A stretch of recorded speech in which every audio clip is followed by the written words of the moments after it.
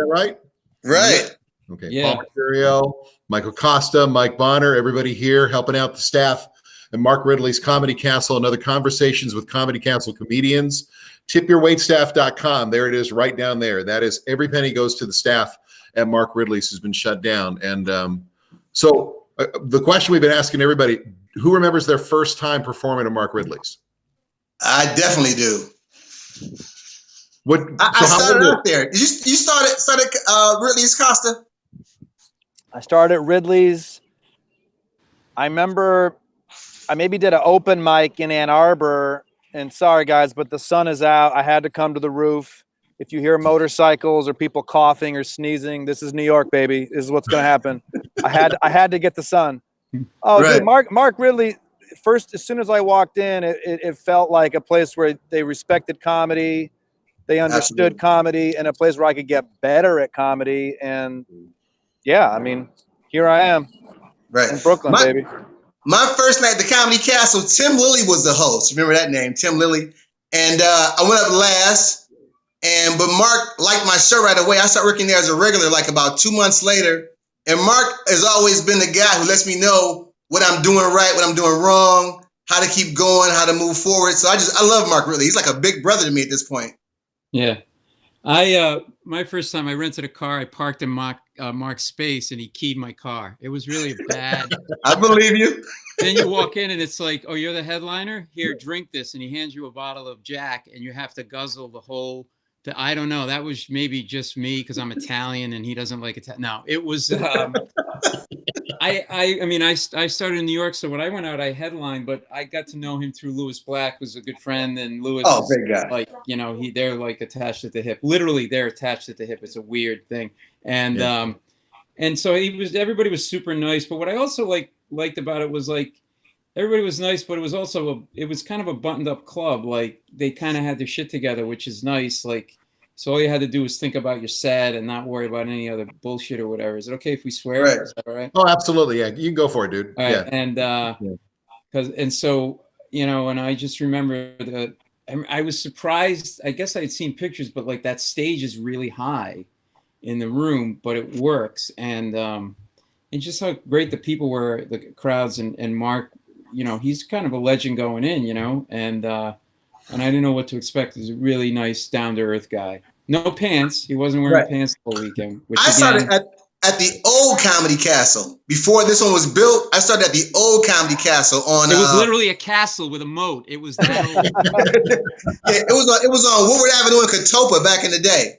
It was a spaghetti factory, a restaurant. I remember, to second what Mark was saying, or to second what Paul was saying, I was doing bar shows in Ann Arbor. You'd get drunk, you'd go up on stage, but then you walked into Ridley's and it was like, oh, maybe you should be taking this a little more seriously. Maybe this is the comics that walk through here and perform here. This is real. This is their profession. This is, treated more seriously. And I love that. I was starving for that. And I didn't know it was in my backyard. Yeah. Yeah. I mean, like this Dave, the manager, everybody that works there, Mary Coyle. I'm forgetting who's the big guy, heavyset guy, bald head. Jesus. Telly Savalas.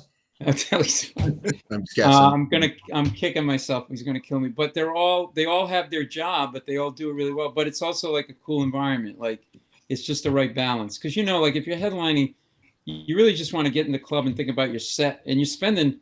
People always say to me like, "Well, how do you know a club's good?" I go, actually, it really is how it is off stage. Because if you think about it, we're doing 2 shows a night. We're spending 2 hours on stage, and you're spending 8 hours or 9 hours off stage. And if they're a bunch of douchebags or whatever, it's just a long weekend, a long night, a long weekend.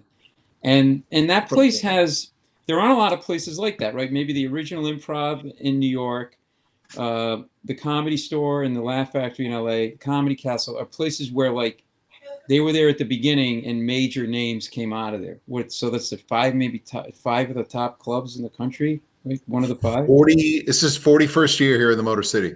Right. Yeah, 41 years, man. It's an institution in Detroit. And I thought it was great that 6 years ago he put indoor plumbing in. I thought that was a good move because I I felt tell you like, what's no, the other cord, the white one. I tell you what's funny. I used to bum rides with Tim Allen to shows when I was a kid in my 20s.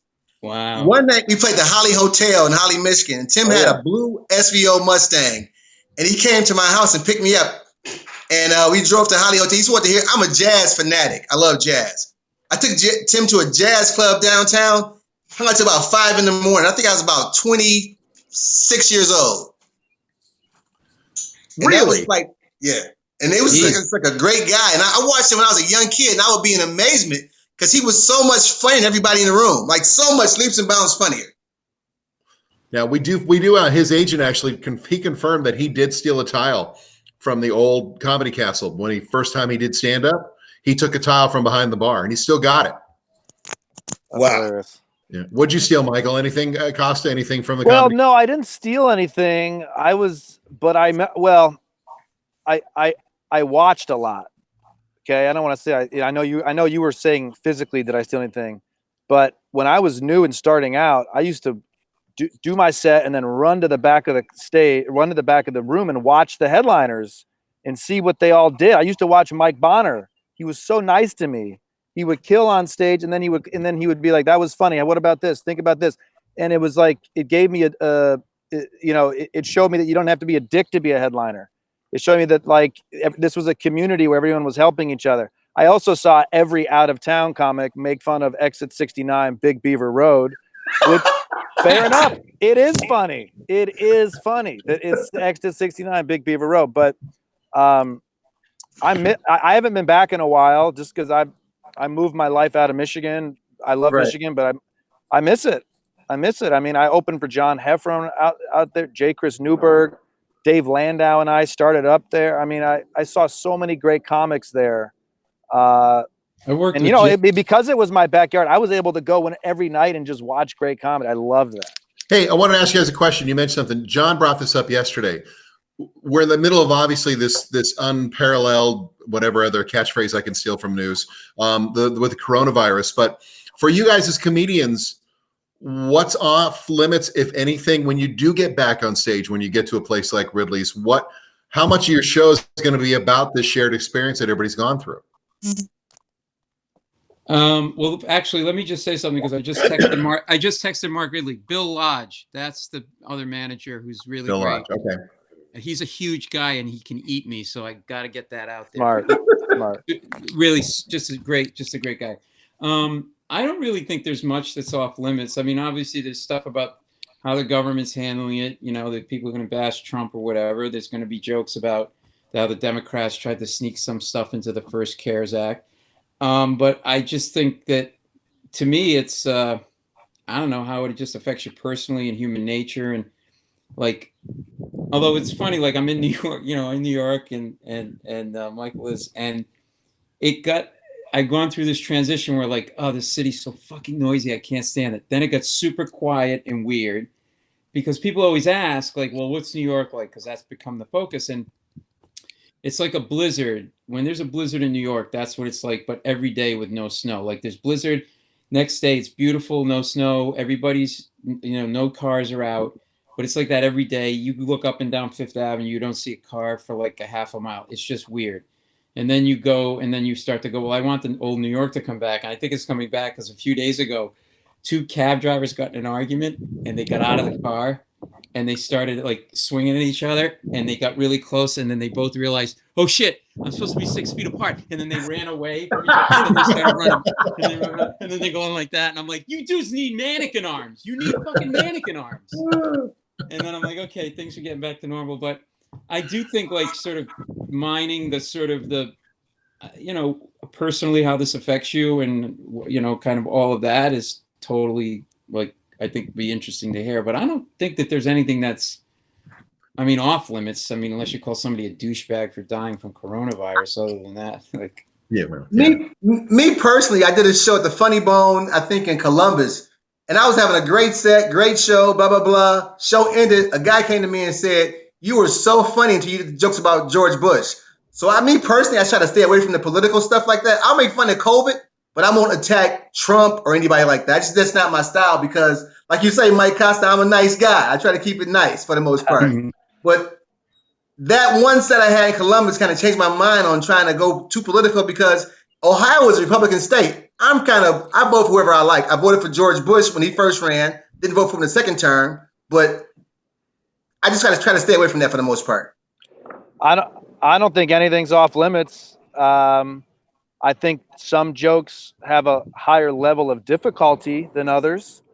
I think as a comic, if you can get everybody to laugh at a very high level of difficulty, that's the point. That's why we do this.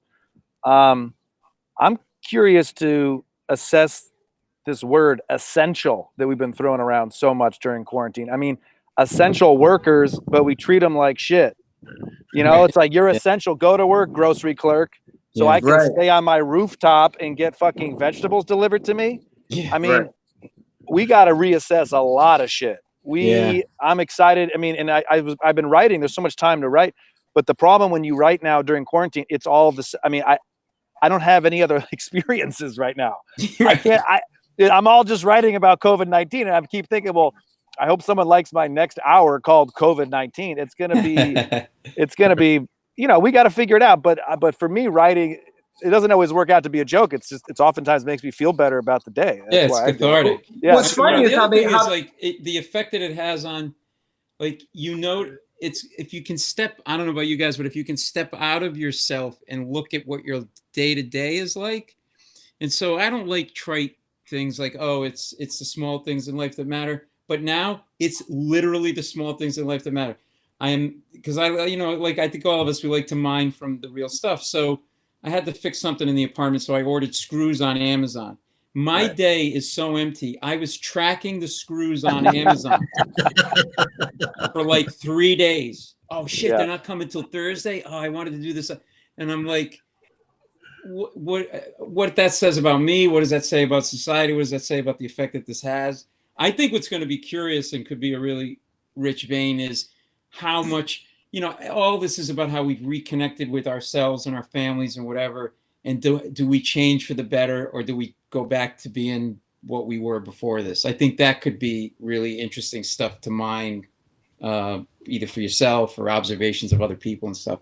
Domestic violence is up, as is divorces. Sorry, Mike, go ahead. No, go ahead.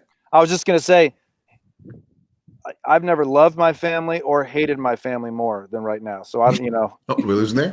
What's funny is that my brother and I, we're like different guys. My brother's like pro education. He has more degrees than a thermometer, and he runs triathlons, marathons, long bike rides, and we hadn't spoke for a long time. But we started getting cool again right around November, and he had COVID and almost died. He was in the VA hospital in Detroit for like 4 weeks. He went into a coma, the whole shot. And right before he went in the hospital, we were really, really cool because I was in the hospital. He came to visit me, and he almost died. So my family got closer and closer. And now my brother's out of the hospital. I watched him on his treadmill like 2 days ago. He's 60 years old. He's still like a great athlete. But it made us a lot closer, this whole thing. Because we got together, my family, like 20 folks would get together and pray every night. We're a very prayerful family. And it was just really, really amazing to see how much that I pray for my brother all the time. We hadn't really talked in a long time. Don't get too close. Hold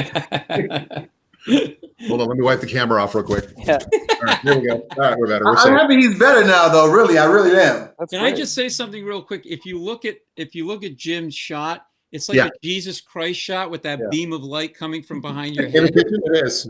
That's the halo. Oh, my sons raising money. Give tithe to Mark Ridley's Comedy Castle down below there. I can't get the finger pointing right. Yeah, definitely got to help the servers and the staff, man. It's a tough job. I think that's the toughest.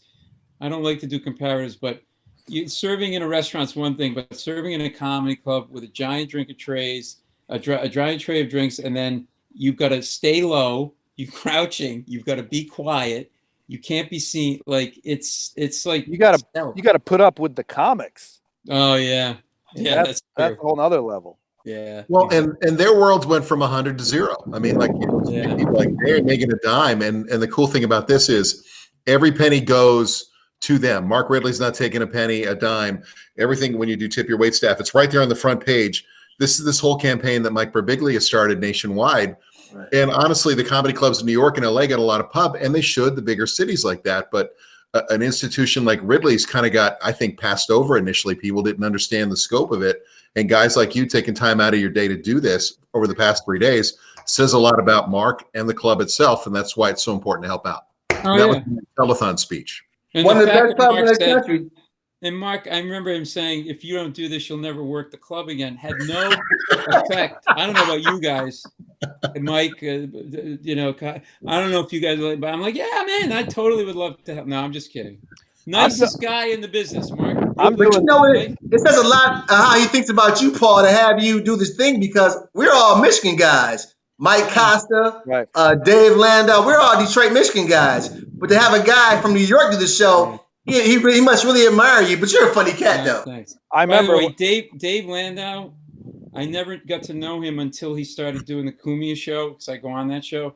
What a great guy. Not just a really funny guy, but like just, and you know, we know comics that are like nasty, bitter, competitive.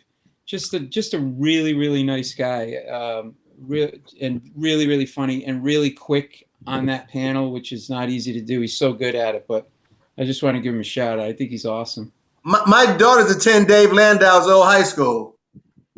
Is that right? Grosse Pointe North. They both go to his old high school. Okay. All right. So, hey, you guys like Michael, I mean, all of you, I mean, doing comedy online without a crowd, because even like doing the Daily Show or doing, you know, Colbert, or Mike doing all the many places you've performed, you've still got a crowd element to it to get some feedback if something works or not. Right. How crazy is it to try to do this over a Zoom session? Yeah, you know, I'm used to the audience not laughing that much, so the Zoom has been fine for me. You know, it sucks. It does. It sucks. I mean, I do understand why comics are doing some Zoom shows and why comedy fans are watching them, because it's like you just want a little taste of comedy because we love it so much. But you know, this is a live concert versus listening to an old tape in your car. I mean, it live performance is the best. You can see how quick a comic is. You can see how they react to things. A live show is to me the dream, and it wasn't staring at a stupid little dot on a computer. Right. Look, we're not the YouTube people, the YouTube stars, or whatever the fuck you want to call those people. We're live performers. Right. Yeah. So we need to perform live. So anyways, I miss it a lot. I can't accept Zoom comedy, and I'm not going to, but I've done like 10 Zoom shows. I got to pay my light bill, baby. It's serious. Yeah. I've done like 10 shows on Zoom so far. For who? Like companies? What do you do? I just do my stand-up. I've done like some sorority shows. A few. I've done like 10 shows so far. I just do my show. Sure, those were comedy shows. I saw you on YouPorn. Don't lie.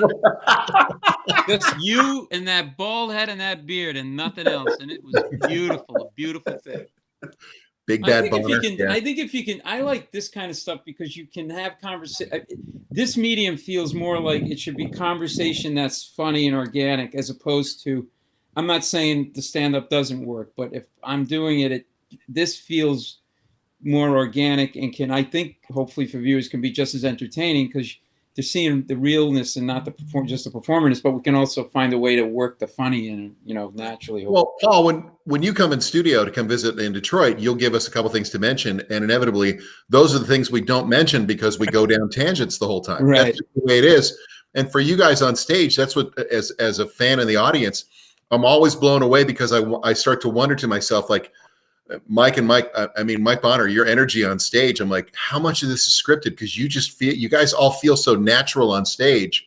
So doing this, you're right, is probably a natural extension of that, isn't it? For me, the Zoom is hard because I'm sitting still. I'm not a sit still stand-up. I'm kind of a high energy guy for the most part. So it's hard to sit down in my chair and do my stand-up from Zoom, but they're paying me, so I do it. The porn, right? Yeah. Look, the Daily Show has continued to shoot during this, and they have continued to sign paychecks. That is like huge. So if I'm sound like, hey, I'm not doing Zoom shows, that's because I got a paycheck coming. Okay. Right. As soon as that thing's done, I'll do whatever the hell you want me to on a webcam. Okay. But Yeah, I can afford same with that me. right now. But Yeah. you know, that's not always been the case in my career, and won't be in the future as well. That's how it works. Yeah, it's the same with me. The Late Show, they're being cool. The checks coming in, and but what I have been doing, which I really been enjoying, and I've done it anyway, but more so, is I've been making a lot of videos, or a good number of them, put them on my YouTube channel, and just I'm only making stuff that like I feel like is something I'd want to see, obviously, but like like things to do during your day. To get through, like I rearranged my condiment shelf on my refrigerator and videotaped that. And then I got another one where I just alphabetically, or what do you do? You put most views there were things everywhere. There was a baseball in the vegetable bin. It was a mess, and I finally decided. But then this other one I just did was about the backgrounds that all you see that everybody uses. So I went through different, and to me that it feels like I'm being creative, but it's not forced. And if something hits me, I can do it, and it's easy to do. And that's the good thing about this medium now. You don't need super high technology, and boom, and so, and then I've been doing my podcast every week, so that's been sort of What I've been enjoying doing is every day at 12:30 every day since March 22nd. I read children's story at 12:30 to kids every day at 12. I read, like, Monday through Friday. I read kids stories, and then Saturday nights I read old Black exploitation books online on Facebook Live. That's awesome. Like old Donald Goins books about pimps and all that stuff.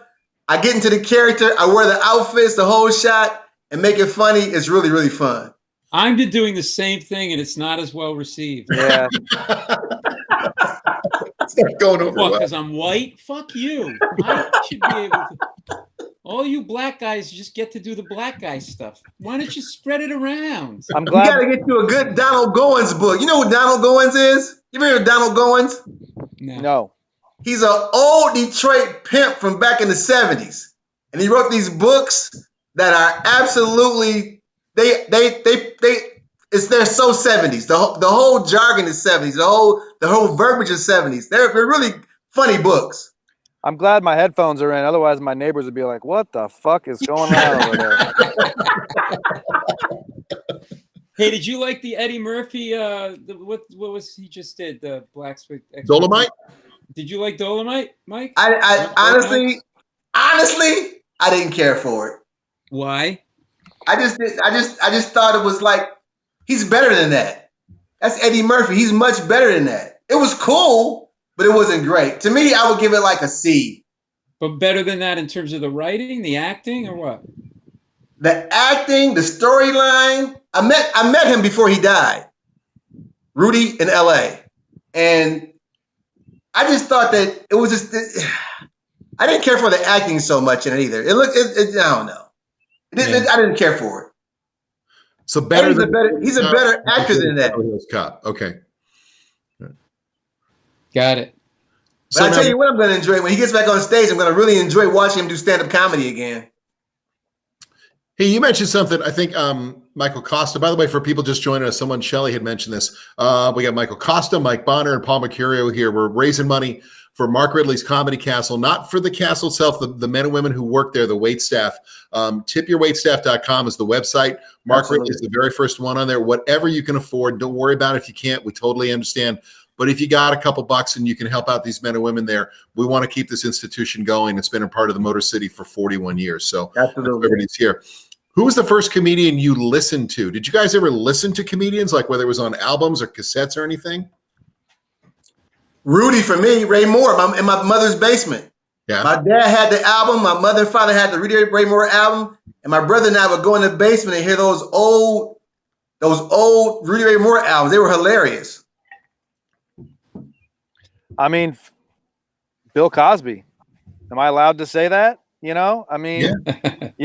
Just because he's in prison doesn't mean my family didn't play his records. Yeah. Right. I mean, I used to sit and listen to his records over and over again. And then Dennis Miller stand up. I mean, you couldn't think of two different people, but he had this line. hey, very Kenzo of you. And I had no idea what Kenzo was. And then I was driving up Madison Avenue, and it's a fucking clothing store. Oh my For God. men, high end. And I'm like, and I can't even remember what the joke was, but like he would have these references. The references, and this was before Google, so you couldn't just go Kenzo, you know. Right. But you know, think about this, and all 15 people that are watching this. When I was 12, living in Ann Arbor, Michigan, it's where I grew up. My mom knew I loved comedy, took me to the Power Center to see Dennis Miller. I'm 12. Wow. I don't understand a single thing he's saying on stage. A lot of politics, but the confidence, the swagger, I love that. And you know, now I'm a stand-up comic, and my parents, yeah, I'm sure they didn't want me to be a stand-up comic, but they saw what their kid was into and they supported it. Yeah, Isn't that you better cool? support it. It's cool. Instead of fighting it, you might as well. Yeah.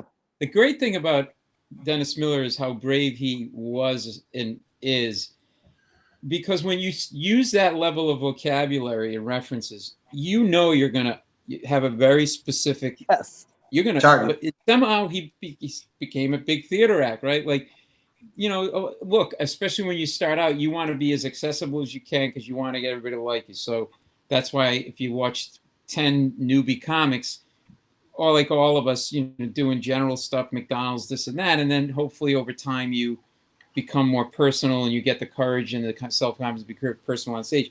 But him doing those kind of references and not worrying about losing the audience is a huge set of balls. Like, for me, it wasn't the records or cassettes, it was TV. I would ask permission to stay up late if there was any comedian on the late night shows.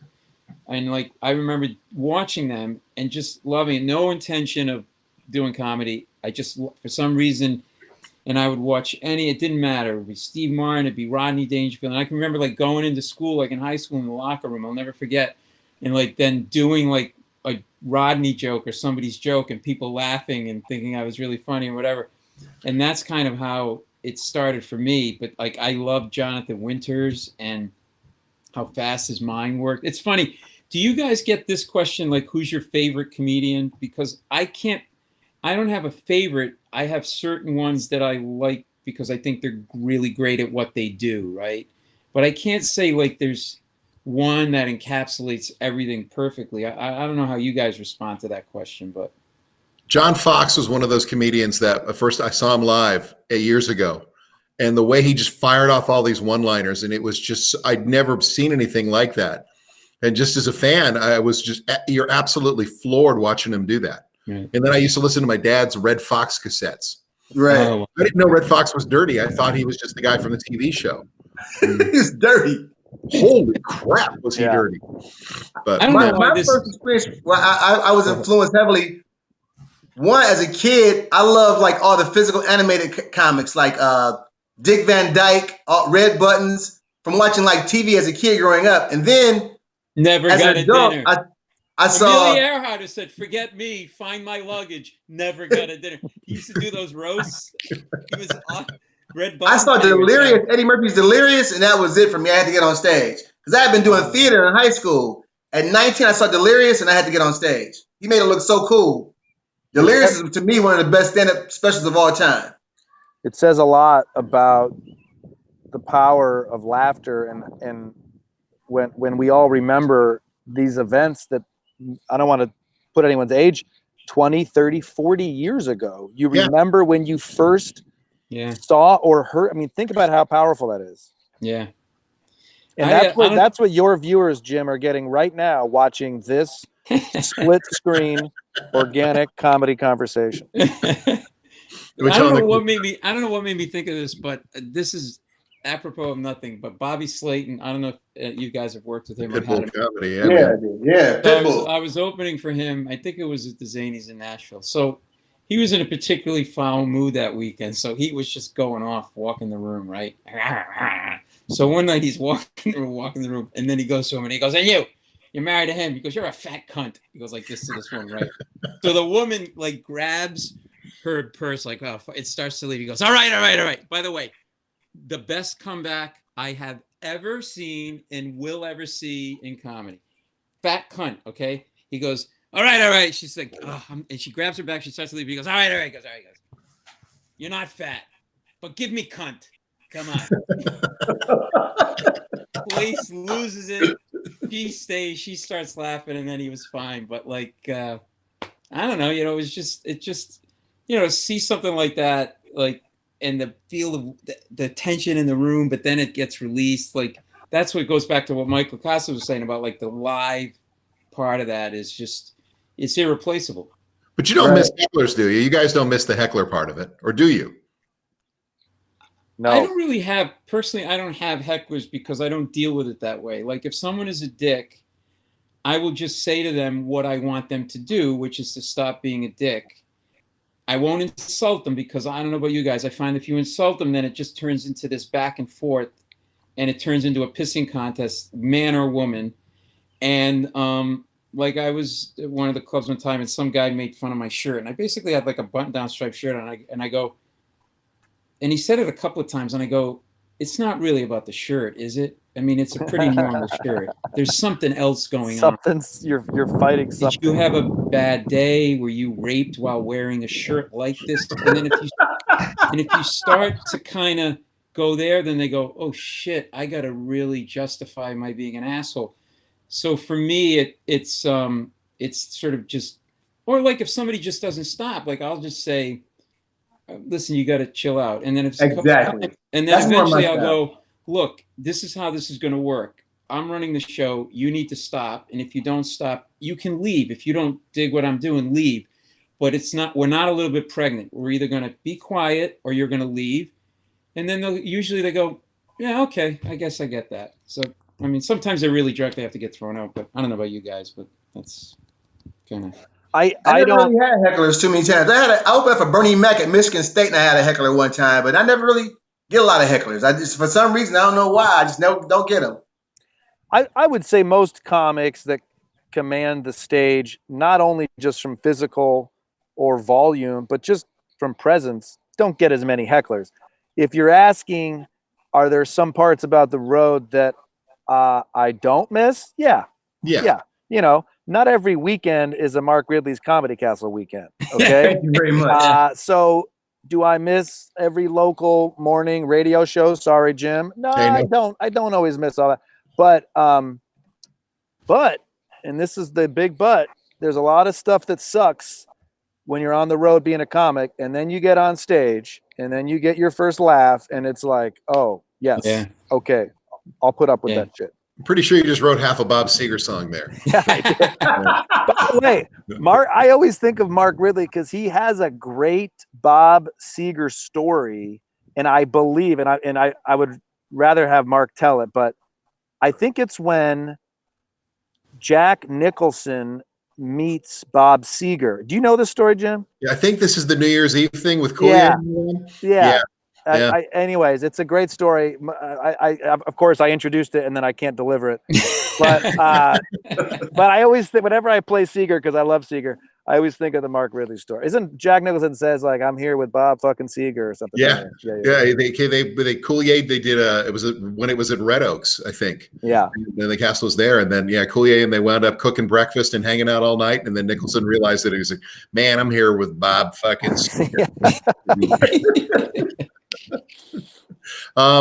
This is cool, man, and we appreciate you guys so much for the time of this, taking the time out to do this, and tipyourwaitstaff.com. Again, every penny helping out Mark Ridley's Comedy Castle. So you guys are ready, man? Are you ready to get back on the road now? I know you're home with the newborn, Costa. Yeah. I mean, hell yeah, I'm ready. Get me. I would have booked 4 weekends in a row if I knew I could. How about this?